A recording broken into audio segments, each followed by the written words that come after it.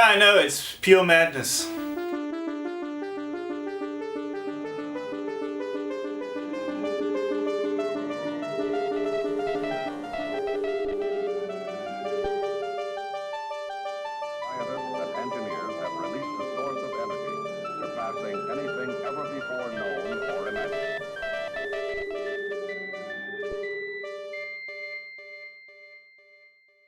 Hello guys, and welcome to a new episode of the Post-Apocalyptic Inventor. In this episode I'm trying to show you the results of about half a year of work, and the idea here was to convert an ordinary desk that I had gotten for free from an old office into a computer desk reminiscent of set pieces that we have seen in classic science fiction films such as 2001: A Space Odyssey or Alien from 1979. And this entire project actually started when I was playing the Alien Isolation video game that is based on Alien from 1979. And in that game I saw, well, a kind of desk, and I thought that maybe I could build something like this, but in real life with some degree of practicality that would still look as if it came from one of these movies. And here is an early concept drawing of what I'm trying to accomplish here. We have this funky looking curvature in the front of the desk, then at least two screens, one still based on old-fashioned CRT technology, and one, well, a modern flat screen for a modern day computer, and then just random cool looking light effects added to the front panels. So this is basically the concept that I was going for. But well, as in any creative process, this initial idea changed a little bit here and there over time, but just stick with me here and let me show you what I came up with. So even though this undertaking was about creating something entirely new, it is still partially an upcycling project and started with this 1990s office desk made from wood and aluminium parts. I acquired several similar desks for free last year when a local law office had closed down, and I want to use all of them as the basis for my own furniture creations. With measurements of 160 by 60 centimeters, it was not deep enough though to both act as a support for the two screens and still offer enough surface area to be used as a desk. And that is why I took a second use tabletop and decided to cut it in half. It was attached to the desk with 2x4s from underneath. And because the second tabletop wasn't even long enough, I had to complete the surface area with a third tiny little piece of plywood here. Now I know that many of the woodworkers among you will laugh about this, but this really started as a first of its kind proof of concept approach that was so far running on a non-existent budget, so I used whatever offcuts and leftovers I had at hand. And in just a few minutes I will show you how I built a proper support for this extension of the tabletop. But at this point I really cared more about getting a general feeling for the required size and shape of the desk, as well as planning the right size and shape of the curvature in the front. Planning this kind of stuff on a sheet of paper or even in a design program will only get you so far. The best method in my opinion is to actually have it right before you. By the way, no design software was used in the planning or construction of this desk at any point in time. The reason why I really like these office desks here for this type of project is that they actually have two tabletops forming a type of shelf in between. And this will allow me to easily mimic the massive appearance of the desk I saw in Alien Isolation. For that purpose, a jigsaw was used in order to cut the two plates into the exact same shape.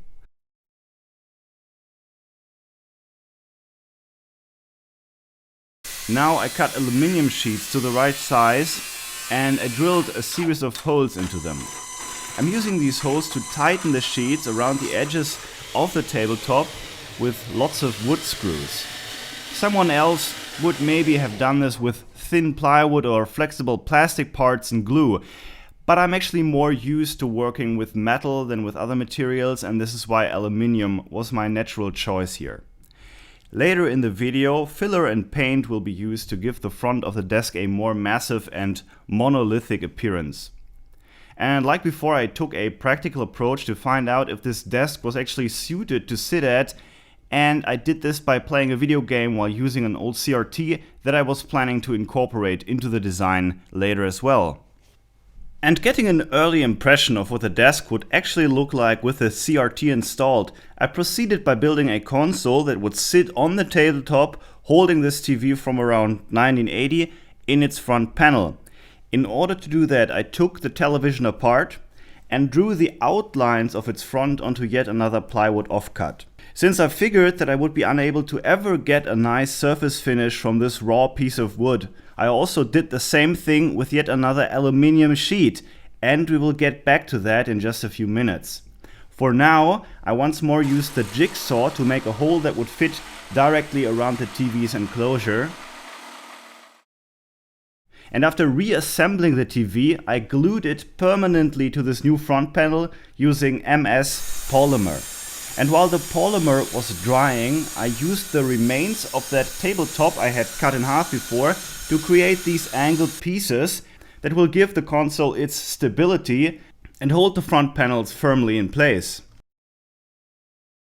But before I could proceed to actually install the screens and thus add more weight to the tabletop extension in the back, it was time to build a proper support structure. And I did the following. I removed the old plastic feet from the aluminium legs and then completely incorporated the old desk into a new structure made from planed 2x4s. This support structure in the back will carry almost all the weight. OSB offcuts can be used as shelves to carry the computer and other electronics. Later in the video then, HDF boards will be used to hide the 2x4s and the shelves under the desk. Now with the stability issues out of the way, I could start to install the screens. The console holding the monitors is a self-contained unit that can be attached to and then detached again from the actual desk. This will make it much easier to move this computer desk around. With the adhesive dried, the CRT TV's front panel is connected to those angled side walls and additionally stabilized with 2x4s. And now it was time to add the modern LCD right next to the old television. I bought this screen a few years ago as a used item for 30 euros. It's capable of 1080p resolution, but only has a VGA input. I don't care much since all my graphics cards still have analog outputs. So it's not a great monitor, but well, good enough for my purposes. But what I never liked about it is the shape of the enclosure, and I'm actually happy to have found a good reason to just cut off this ugly stand, because it otherwise would have made it impossible to glue the screen to the front panel. And speaking about the front panel, it's made from two smaller offcuts, and here it really would have been much easier to just spend a few more euros and buy a panel of plywood that would have been a little larger. I really had to operate that old cheapo jigsaw really carefully to make the two parts of the panel fit together. An additional hole needed to be cut in order to reach the controls of the screen as well. The two sections of the panel were carefully positioned and then glued to the screen. And after another waiting period, the LCD was added to the console, again being additionally stabilized with a 2x4 from the back side. And this is the point in time where I actually made my last update video on this desk a month ago, but still a lot needed to be done to finish the desk. Okay, so why was it in the first place that I had left free space on the left and right side of the screens, rather than leading the front panels all the way from the left to the right edge of the tabletop? Well, let's take a look at some examples from film history to explain why. This desk from the Sevastopol station in Alien Isolation has an angled side panel. So does this console from the cockpit of the spaceship Nostromo, and so does this one. And then take a look at these things here to the left and right of these seats in the spacecraft from 2001: A Space Odyssey from 1968. I didn't even realize it consciously when watching these films, but when I designed my own desk, I found that having interesting geometrical shapes added to a piece of furniture makes it look much more extraordinary and futuristic. It also allows you to reach more control panels from your seat compared to one large flat front panel. And that is why I decided to add these side panels, or shoulders, as I have referred to them before. These shoulders are again independent units that can be detached from the structure. while the lower, less steeply angled portion was supposed to hold control switches, jacks, and maybe some signal lights, the upper section is designed to hold the LED matrix panels that I built for this project a few months ago. And just in case you haven't seen that video, let me briefly explain what these panels are. I took some scrap aluminium, cut a number of holes into them, and glued 10mm LEDs inside those holes. One panel has 100, the other 200 LEDs. Then a programmable matrix driver board was added and connected to an Arduino. The panels were specifically designed to add an unusual looking visual effect to this very computer console. The shoulders themselves are really nothing more than wooden enclosures made from plywood offcuts. The hardest part was getting these irregular geometrical shapes just right, and I admit that it would have been much easier with CAD software and a CNC router, rather than with pencil, paper, and an old jigsaw. At the end of the day, this is what this channel is about, making something cool using simple, inexpensive methods. That, on the other hand, can only be made up for if you're willing to learn and put in extra work every step of the way. In the next few steps, aluminum sheets were cut out and glued to the front panels to allow for a more resilient and uniform front panel.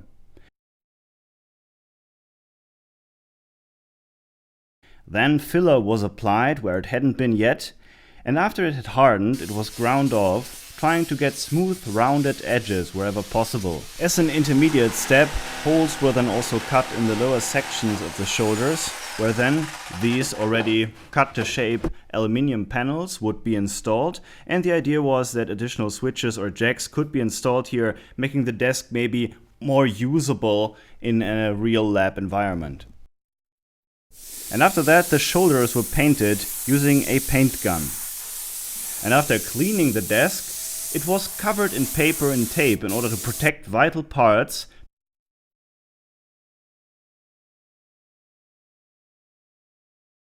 before here a white paint job was applied as well. And now the paint needed to dry, which took a long time here in the faint November sun.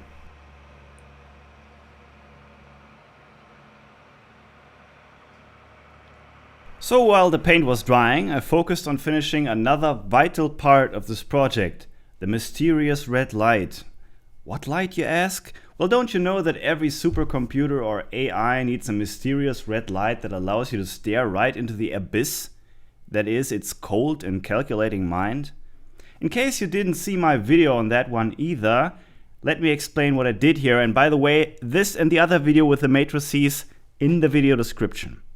I took this red signal light and then prepared a circuit board with 100 or so self-blinking red LEDs, forming random, complex-looking patterns, which in my opinion is further increased by the reflexes in the diffuser lens of the signal light.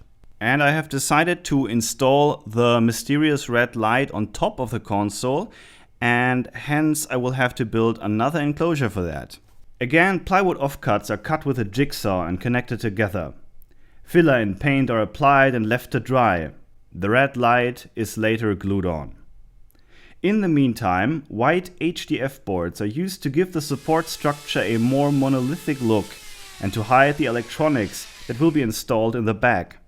And now that everything has dried, it's time for the big day. All the tape and paper is removed. The surfaces are cleaned. Shoulders, panels, and the mysterious red light are installed. And everything is connected.